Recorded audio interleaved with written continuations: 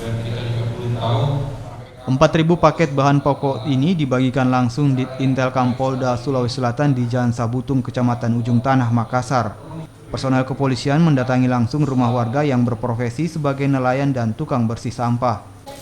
Paket bahan pokok yang diterima warga dirasa sangat membantu warga di tengah pandemi corona dan penerapan pembatasan sosial berskala besar atau PSBB.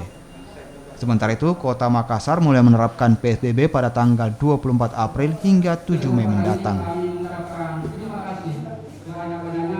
4.000 paket ini memang kita prioritaskan untuk wilayah-wilayah Selam area, khususnya kepada masyarakat yang terdampak langsung dari COVID-19 ini.